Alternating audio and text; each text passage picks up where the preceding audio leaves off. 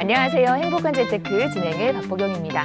100세 시대를 살아가는 여러분의 행복한 노후를 위해서 오늘도 다양한 부동산 얘기로 가득 채웠습니다. 끝까지 저희와 함께 해주시고요. 방송 보시면서 부동산 관련해서 궁금한 내용 있으시다면 아래 번호로 전화 주십시오. 1544-8520 저희 생방송 중에 활짝 열어놨으니까요. 여러분들의 많은 참여 기다리고 있겠습니다. 자, 행복한 재테크 오늘 순서 시작하겠습니다. 함께 하실 전문가부터 만나보시죠.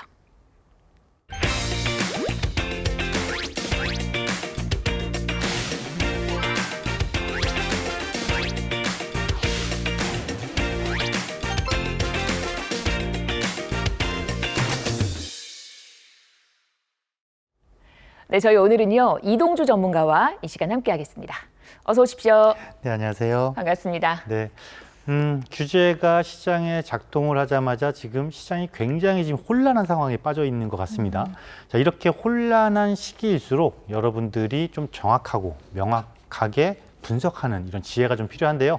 여러분 곁에는 저희 행복한 재테크가 있습니다. 고민하지 마시고요. 저희 1시간 동안 잘 시청하시면서 여러분의 현명한 판단하는 데 도움 받으시길 바라겠습니다. 네, 저희가 여러분 옆에 딱 있겠습니다. 자, 이제 시장의 흐름 먼저 점검을 해보도록 할게요. 오늘 기다리고 있는 첫 번째 이슈 보겠습니다. 오피스텔 시장이 3년 만에 다시 꿈틀대고 있다고요? 이렇게 보시면 돼요. 우리 지금 규제 얘기 앞서 네. 제가 좀 했잖아요. 이 규제가 사실은 시장을 통제하기 시작하면 거기에 따른 부작용도 사실 발생을 하거든요. 우리가 많이 겪어봤잖아요. 이거를 다시 한번 지금 보고 있다라고 보시면 되겠습니다. 물론 부작용이라는 표현을 쓰기는 조금 애매하긴 하지만 어떤 다른 곳이 혜택을 보는, 그러니까 반사이익을 보는 그런 상황이 발생을 했다 이렇게 보시면 되는데요. 그 원인은 이래요. 지금 대출 규제가 시작을 했잖아요. 그 대출 규제의 핵심은 6억까지만 대출해 줄게. 그리고 소유권 이전 조건부 전세 대출 안 해, 안 돼, 못 해 이렇게 하는데 이게 어디에만 적용을 하는 거냐면 법적으로 주택에만 적용을 해요. 그러면 이 오피스텔은 뭐냐면 우리가 오피스텔은 주택이라고 하진 않죠. 준주택이라고는 하죠. 그렇다 보니까 이 대출 규제의 대상에서 빠져나간 겁니다. 빠져나갔기 때문에 실질적인 규제의 반사이익을 지금 보고 있는 것이다라고 보시면 되고, 물론 이런 것도 있습니다. 단순히 대출 규제 때문이야? 이건 또 아니에요. 사실은 지난 한 3년 동안 뭐 전세 사기라든가 금리 영향으로 인해서 이 오피스텔 시장이 조금 침체됐던 건 사실입니다. 침체가 되면서 가격도 조금 많이 빠졌고 이러다 보니까 다시 회복하는 단계가 지금 이 시기랑 맞물리면서 시너지를 보고 있다 이렇게 보시면 되겠고요. 그 다음 두 번째는 오피스텔은 뭐예요? 우리가 오피스텔 그러면 보편적으로 수익형이라고 그러잖아요. 수익형이라고 그러면 임대 수익이라고 굉장히 민감하게 반응을 합니다. 특히나 이 최근에 여러분 이런 기사 많이 보셨을 거예요. 전세 월세화. 지금 전세 월세화가 급격히 이루어지면서 문제는 이 월세 가격이 굉장히 높게 올라가고 있다는 것입니다. 자, 월세 가격이 상승을 한다는 것은 결국은 임대 수익률이 그러니까 내가 받을 수 있는 돈이 늘어나니까 임대 수익률이 계속해서 올라가는 거예요. 그러면 자, 임대 수익률이 올라가면 어떤 효과가 나타나는 거냐면 결국은 이 임대 수익률의 증가는 대표적인 수익형 상품이기 때문에 매매 가격의 상승까지도 연결된다라는 것이죠. 이렇게 연결되는 구조가 나타나다 보니까 수요자들은 당연히 관심을 가질 수밖에 없고 수요자들이 많은 관심을 보인다라는 것은 결국은 가격 상승을 받쳐주는 효과를 확실하게 누리고 있다 이렇게 보시면 되겠습니다. 네, 사실 이제 올해 들어오면서 수익률 괜찮다라고 해서 오피스텔 시장이 조금씩 올라오곤 있었거든요. 여기에 이제 대출 규제까지 피해갈 수 있다라는 호재가 더해지면서 오피스텔이 각광을 받고 있는 모양입니다. 그럼 이제 아파트 대체제로 인기가 이어질까요? 어떻게 보세요? 이게요. 네. 오피스텔이 아파트 대체제다 한계점이 존재를 해요. 한 두 가지 정도로 제가 분석을 해볼 수 있는데 네. 뭐냐면 이렇게 보시면 됩니다. 무슨 도대체 한계점이 분석이 있어? 자, 오피스텔, 주거용 오피스텔은 보편적으로 일반적으로 아파트에 대비 전용률이 어때요? 낮죠. 전용률이 낮아요. 전용률이 낮다라는 것은 공용 면적이 넓다라는 것이죠. 공용 면적이 넓다라는 것은 비용의 문제가 발생을 하는 거거든요. 자, 비용의 문제가 발생을 하고 두 번째는 이 주거용 오피스텔 입지가 너무 좋습니다. 입지는 굉장히 좋아요. 대부분 상업지에 지니까. 이게 오히려 주거용으로 갔을 때는 조금 안 좋은 역할을 하게 되는 거죠. 뭐냐면 우리가 주거용 그러면 어때요? 아이들이 통학 조건이 좋아야 되고요. 통학 조건이 좋아야 되고 좀 쾌적성은 있어야 돼요. 쾌적성. 그러니까 이런 면에서는 아파트 대비 조금 부족한 건 사실이죠. 입지는 좋지만 반면에 너무 좋은 입지 때문에 아파트 전용 주거 상품보다는 조금 떨어지는 조건을 갖고 있다. 이 현상은 결국은 모든 오피스텔 적용하느냐 또 그건 아니죠. 일반적으로 아파트와 같은 건물에서 같은 형태로 지어진 전용률도 높고 또 아파트 못지않은 통학 조건이나 쾌적성을 갖춘 곳들도 있습니다. 이런 곳들은 대체제의 역할을 하지만 보편적으로 중소형의 면적의 오피스텔은 아파트 대체제 역할을 하기에는 굉장히 부족한 점이 많다. 따라서 이러한 오피스텔을 보실 때는요, 여러분이 좀 꼼꼼하게 접근하실 필요가 있는데요. 어떻게 접근하시면 되는 거냐면 각각 지역별 또 규모별, 또 임차 수요자별로 확실하게 구분을 해서 맞춤형 전략을 짜야 된다. 이렇게 접근을 하신다면 여러분들이 이런 일시적인 현상에 여러분이 현혹되지 않고 조금 더 명확한 판단을 하시는데 굉장히 도움이 되실 것이다라고 말씀드리겠습니다. 네, 우리가 또 오피스텔 시장에서 투자 잘할 수 있는 법까지 일러주셨습니다. 다음 이슈 이어가 보도록 하겠습니다. 서울시가 최근에 신통기획 후보지 8곳을 추가로 지정을 했습니다. 그러면 이제 122곳이 되는 거잖아요. 네, 그렇죠. 네. 어떻게 잘 가려내야 될까요? 네. 여러분이 이 신속통합기획은요, 네. 서울시에서 정말 공을 들이고 있는 사업이라고 생각을 하시면 돼요. 뭐냐면 과거에 재개발들이 너무 안 되는 경우가 많았잖아요. 그렇죠? 그렇다 보니까 신속통합은 딱 그렇습니다. 말 그대로, 단어 그대로 여러분들이 쪼개서 해석을 하시면 되는데 신속하게 통합을 해서 행정을 통합을 해서 신속통합 기획을 해줄게 이거예요. 결국 뭘 기획을 해줄 건데 결국은 사업성을 확보해 줄게 이 소리거든요. 이거를 누가 지금 하고 있는 거예요? 서울시에서 하고 있는 거잖아요. 그죠? 특히나 이 어떤 곳이 이렇게 해주는 거냐면 여기 보시면 화면 한번 보시면 자 이렇게 화면을 좀 깨끗하게 해서 화면을 한번 보시면 2종 해놓고 가로 7자 있잖아요. 이게 뭐냐면 7층 제한된 지역이에요. 그리고 여기 보면 1종 일반 주거 지역이죠. 이렇게 재개발을 하면 사업성을 확보할 수 없는 지역들을 정말 행정적 지원뿐만 아니라 적극적 기획 또는 자문까지 해주면서 지원을 해주는 거거든요. 이것을 지금 현재 122곳이 지정돼 있죠. 최대 지금 200곳까지 지정을 할 겁니다. 앞으로도 계속해서 이런 곳들을 지정을 하기 때문에 여러분들 이런 신속통합 기획이 앞으로 어디가 될 것인지를 눈여겨보시는 것도 여러분의 자산 증식에 굉장히 도움이 될 것 같고요. 그렇다고 마냥 좋은 것만 아니죠. 조심할 부분도 분명히 존재를 합니다. 어떠한 부분들을 조심을 해야 되는 거냐면 이 신속통합은 딱 두 가지를 한번 조심을 하셔야 돼요.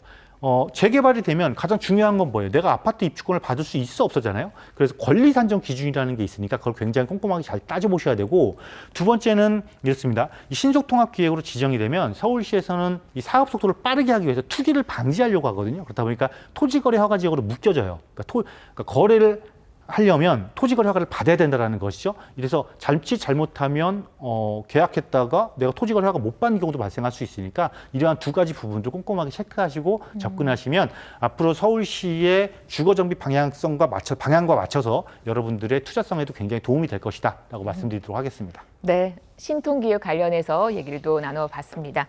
저희 방송에서 언급된 부동산 관련 설명은 전문가 개인의 의견입니다. 투자하실 때는 나의 성향을 잘 파악하시고 투자에 대한 판단은 본인의 몫이라는 점 기억하시기를 바랍니다. 자, 오늘 함께하는 이동주 전문가가 마련한 무료 세미나가 있거든요. 화면 보시면서 일정도 체크해 보시기를 바랍니다. 네, 행복한 재테크 생방송으로 보고 계십니다. 지금 시각이 11시 20분 21초 지나고 있습니다. 방송 중에 궁금한 내용은 전화 주십시오. 1544-8520 저희 지금 활짝 열어놨거든요. 여러분들의 많은 참여 기다리고 있겠습니다. 자, 그러면 저희 이제 첫 번째 전화부터 연결을 해보도록 하겠습니다. 여보세요. 아, 네. 안녕하세요. 안녕하세요. 네, 반갑습니다. 어떤 점이 궁금하실까요? 구파발인데요. 네. 여기서 이제 애들이 직장이 저쪽 그 남쪽으로 가게 돼가지고, 네. 하나는 서현역 쪽에 있고 하나는 교대 쪽에 있어요. 네. 직장이. 그래서 그쪽으로 좀 가고 싶어 하는데 지금 4월 말부터 이쪽 집을 내놨는데 이쪽 구파발 쪽은 좀 나갈 것 같아요, 빨리. 근데 네. 그쪽 밑에가 너무 막 정신없이 2달 동안 올라서 네. 그래서 어느 쪽이 괜찮을지 뭐 교대도 가보고 저 태평역 쪽도 가보고 그리고 서현역 쪽도 좀 뒤져보고 했는데 네. 겁이 나네요, 점점. 그래서 여쭤보려고요. 네, 이제 구파발에서 아래쪽으로 내려오시는데 지금 한 3군데 정도 보셨다고 어머니 말씀하셨잖아요. 네네. 그죠? 네. 그럼 자제분들하고 함께 거주하실 집을 찾는 거네요. 네네. 네네. 너무 멀어서 지금 일단 지역들은 말씀하셨는데 네. 어디가 좋을런지 저희 이동주 전문가님 바로 연결해 드릴게요. 네네. 네. 네, 안녕하세요. 안녕하세요. 네, 반갑습니다. 네. 네. 네, 고민이 좀 깊으시겠어요. 그죠? 지금 근데 정신이 없네요. 너무 나라는 막 그냥 정신없이 흔들리고 부동산 시장이 네. 제가 여기 OBS 많이 봤는데 네. 이번처럼 이렇게 대책이 없을 수가 없어요. 제가 정작 저기 옮기려고 하니까. 옮기려고 하니까. 네. 그럼 이제 처음 그 구파발인 있으면 구파발인 어디 은평뉴타운이세요? 은평뉴턴 그 박석곡의 1단지예요. 아, 네네. 그래도 네. 입지 괜찮네요. 그 아파트 가격은 그쪽이면. 12년 살았는데 네. 3억 8천 정도에 샀다가 네네네. 지금은 8억 6천이에요. 은평뉴타운 거기 막 땅 토지 작업할 때 제가 막 다니고 막 그랬는데. 아, 예. 정말 살기 좋아요. 네, 정말 살기 좋죠. 살기 좋은데 주택 가격은 조금 아쉬워요. 그죠? 네. 그리고 25평이 생각보다는 네. 큰 평수보다 덜 오르는 것 같아요, 요즘은. 자, 그래서 지금 보신 곳이 첫 번째 지역이 어디예요? 사실은 제가 4개월 전에 퇴직을 하고 네. 수입은 그냥 4,500 이상 있는데 연금 받으니까 네네. 그래서 그 금액으로 이렇게 또 일거주 2주택이라 네. 오피스텔을 그 태평역에서 바로 연결되는 오피스텔을 그 2주택에 걸려서 네. 급매를 했어요. 며칠 급매하셨고 전에. 일단. 예. 자, 그래서 일단 이제 이주하실 곳을 찾는 거잖아요. 네네. 그래서 그것까지 합해서 네. 태평역에 그 옆에 삼부토건 거기가 가깝더라고요. 삼부 아파트. 네네네. 네네. 거기를 일단 뒤졌는데 너무 조용해요, 동네가. 너무 조용해요, 동네가. 네, 그래서 네. 그 어차피 약간은 좀 떨어지진 않아야 되잖아요. 네, 그렇죠. 너무 불안해서 한 4월 말에는 당연히 거길로 갈 생각했죠. 아, 원래 여기를 가시려고 마음을 먹으셨던 거예요? 네네, 플러스 마이너스 해보니까 네. 너무 대출 안 받고 내가 갈수 자금 있겠더라고요. 갖고 있는 자금하고 딱 맞다 보니까 그렇죠. 여기를 선택하신 것 같아요. 그죠? 네, 근데 그런데 우리가 이렇게 한번 볼게요. 말씀하신 것처럼 시청자님이 말씀하신 것처럼 내가 구입을 했으면 그래도 가격이 올라야 좋잖아요. 그죠? 그쵸, 더 좋고. 네. 그래서 지금 아까 살짝 지금 서현역 쪽을 말씀하셨단 말이에요. 예, 그래서 서현역은 너무 비싸고 네. 그 옆에 야탑이 야탑. 네. 예 14억 15억 하더라고요. 조금 네. 한 2억 5천 대출하면 되겠더라고요. 그러니까 이 태평역에 가는 것보다 1억에서 1억 5천 정도 더 보태면 야탑을 갈 수 있다는 말이에요. 그죠? 네네, 거기가 그러면- 좀 그러면 우리 이렇게 당연히 야탑을 가야 되는 거예요. 그쵸. 왜냐면 그런 것 같아요. 우리 이거 한번 볼게요. 자, 태평은 성남 구도심이에요. 그죠? 네네. 성남 구도심이어서 여기도 뭐 재개발들 이루어지고 있고 진행하는 곳도 있고 해서 나쁘지는 않아요. 예. 그렇지만 어쨌건 이 성남 구도심이 약간 지역적 단점도 있고 성남 구도심의 부동산 가격보다는 전체적으로 어디에 부동산 가격에서 높냐면 분당 신도시가 높을 수밖에 없죠. 예, 몰랐어요. 근데 저는 그죠? 자주 그리고 보면 우리 아까 장미마을 이쪽 보셨는데 공무원 단지장인데 여기 보셨는데 예, 삼천역. 이쪽 장미마을 쪽도 야탄마을의 역세권에다가 네. 자, 분당은 어떤 곳이에요? 분당은 우리가 아는 신도시지만 지금 현재 분당 신도시가 일기 신도시 중에서는 가장 가격도 높고 맞아요. 전체 재건축하는데도 가장 활발하게 움직임을 보이고 있잖아요. 그죠? 예, 예. 그럼 결국은 이곳은 지금 뭐냐면 자, 신도시니까 기반 시설은 이미 충분해요. 그죠? 예, 예. 기반 시설은 충분하고 자, 위에 성남 구도심하고는 달라요. 성남 구도심은 재개발이 중심이 되는 곳이기 때문에 기반 시설 자체가 일단 열악한 곳이에요. 그죠? 아, 예. 그런데 여기는 신도시가 기반 시설 자체가 좋고 우수하고 문제는 뭐냐면 노후화란 말이에요. 노후화. 예. 그런데 이 노후화를 해결하기 위해서 정부뿐만 아니라 성남시 적극적으로 지금 경기도까지 나서서 지금 지원을 하고 있단 말이에요. 그죠? 아, 예, 예. 그럼 이것들은 결국 재건축이라는 이슈를 예. 내가 이 아파트를 산 이후부터도 꾸준하게 적용을 할 것이고 이러한 재건축이라는 개발 이슈가 계속해서 지속적으로 내 이 지역에 반영이 되니까 결국은 가격이 어떻겠어요? 저 태평역 일대의 가격 탄력성보다 이 분당 일대 가격 탄력성이 훨씬 좋지 않을까요? 그렇죠. 예. 그리고 수요자들도 많은 수요자들 결국은 부동산은 내가 구입한 이후에 내가 구입한 지역에 대한 수요자들이 얼마나 관심을 가지냐가 중요한데 어디가 당연히 많은 관심을 받겠어요.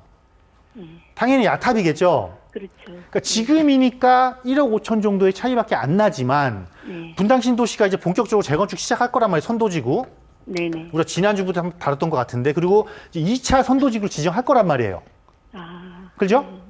예. 그럼 분위기가 더 업된다는 거예요, 전체적으로. 네네. 예. 그래서 이거는 고민하실 필요가 없고, 수입도 지금 한 400에서 500 정도 되시는 거잖아요. 네네. 예, 조금 더 대출을 좀 더 받더라도 이쪽으로 네.